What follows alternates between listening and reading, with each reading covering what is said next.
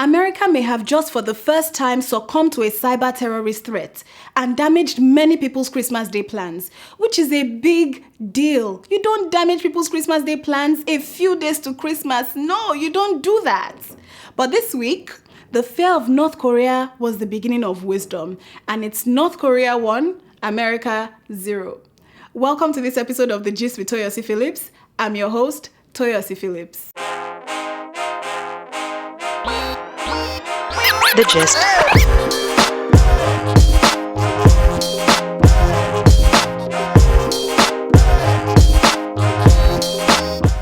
This week, Sony made a major decision regarding the release of their new movie, The Interview. They cancelled the release of the movie that was set to open on Christmas Day. I guess they took those threats seriously.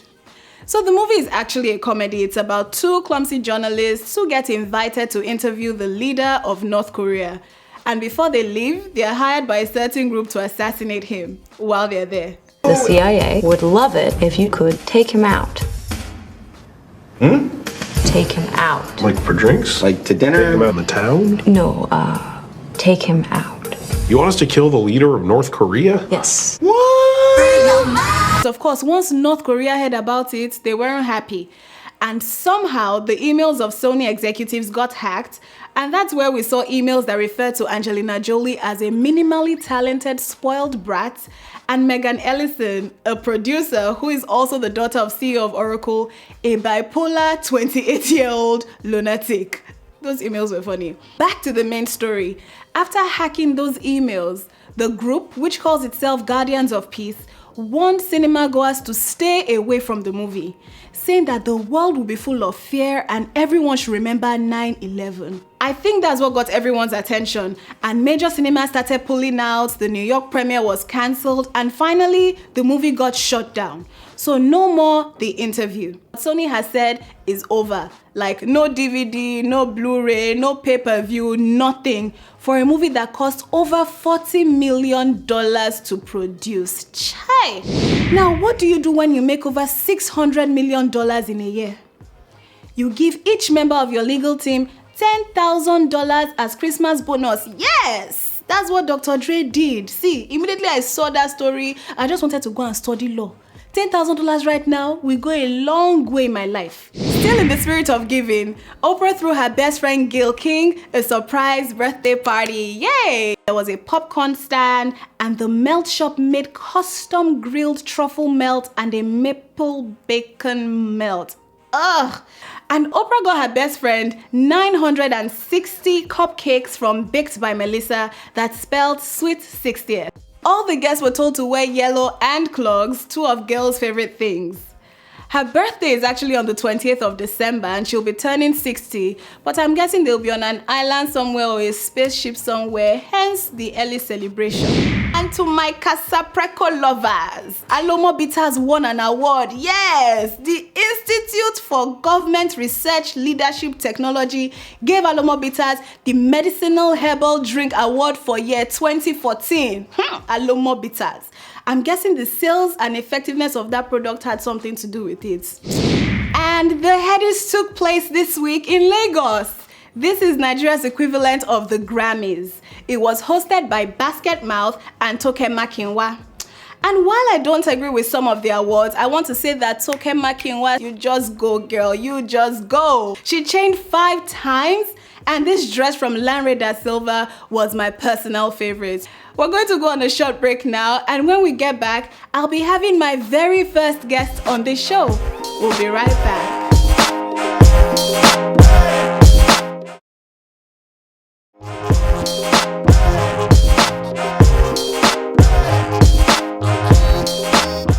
My very first guest is a Ghanaian movie director, producer, and actress. She established her own production company, Eagle Production, in 1999, and also has a non-profit organization called Save Our Women International. She's a multi-award-winning entrepreneur, winning the Hollywood Reporter's Next Generation Awards in 2009. And wait for it, she's also a Harvard graduate. See, when I just saw that Harvard graduate, I said my first guest is a Harvard graduate. My children are going to Harvard.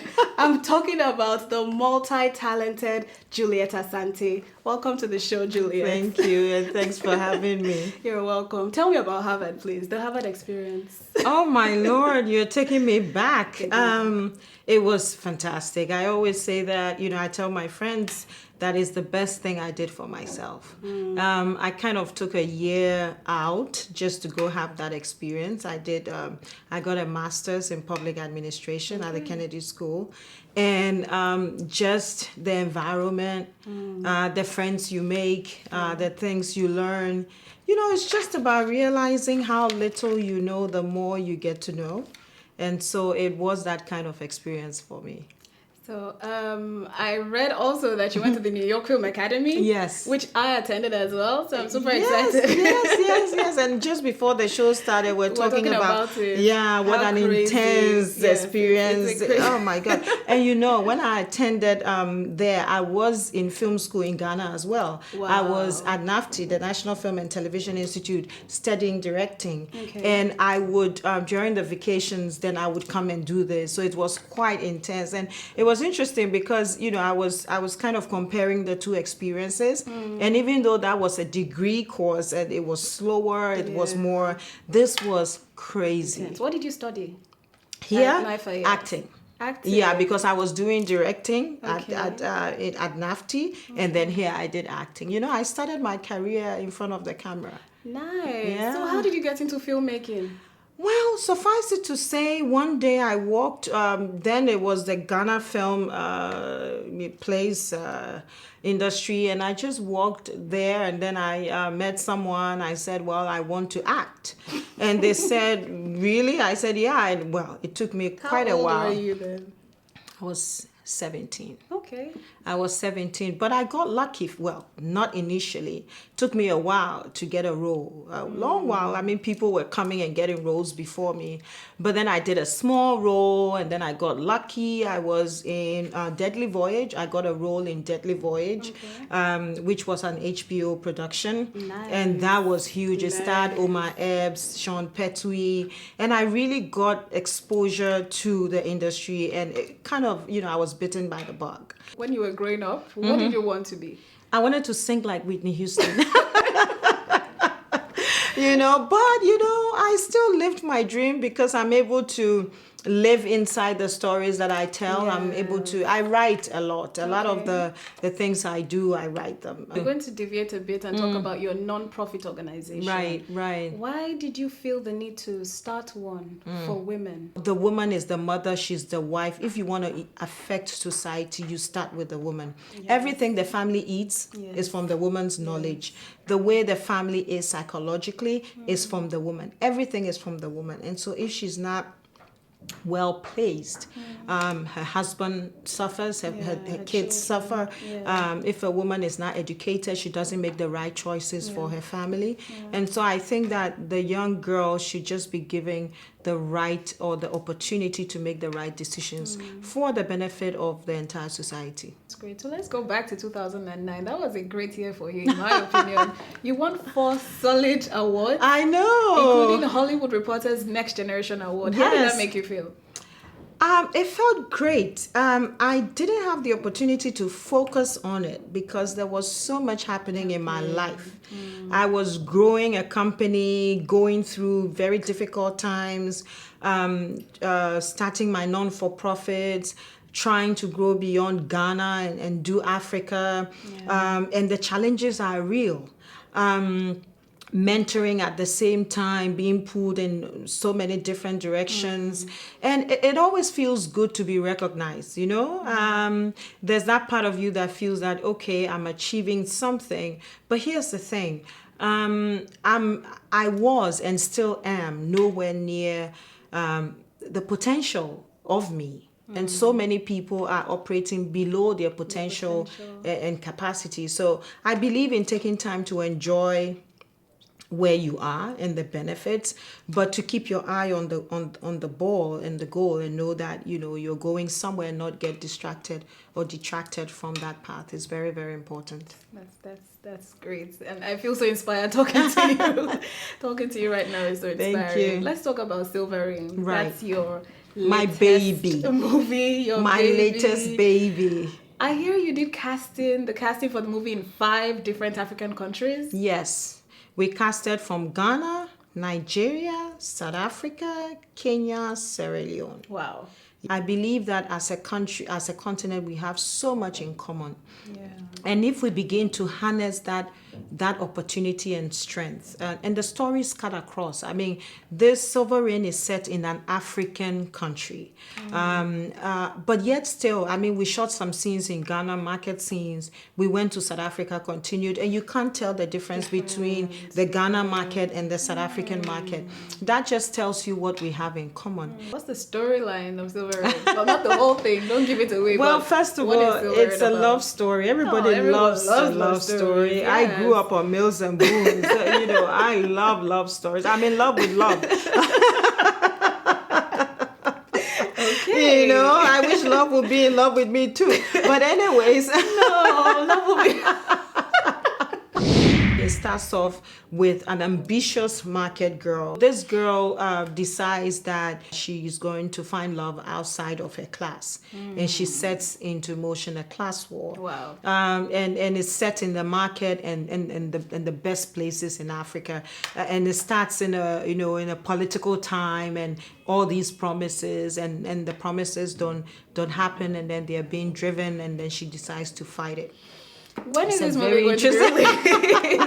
When is it going to be released? First quarter of 2015. Is this movie going to be released here in New York? Is it Yes. going to be released? It is? Yes, Nice. actually. Okay. We are definitely going to do a premiere. As just this morning, we had a conversation with I won't mention the name of the studio because we are still talking. It's a beautiful studio based in Harlem. One of, about the biggest right now, and a couple of other studios that are thinking of. We are absolutely going to let this happen. I cannot wait to see this movie. And we will be showing in other American states as well. Nice. So yeah. Nice, that's really nice. Okay, so we have to round up now, but do you have anything to say to any young girl out there who thinks this is not possible for her? Well, it's interesting, and we don't have too much time, or No, else we don't. you We'll know. start a seminar. I tell you, but anyone who is privy to my life story, I have nothing. I can't say anything more than my life story. I grew up in Liberia. At one time, I was disabled. At one time, my parents were caught in the war. We lost everything. I didn't go to the best of schools. And it goes on and on. Yeah. And where I came from and where I've ended, my journey is still ongoing, but there's an ocean in between. And so for me, it's a question of there's nothing you can't do if you give yourself the time. That's why I'm passionate about girls being given the opportunity to be in school and make the right decision, because school makes all the difference.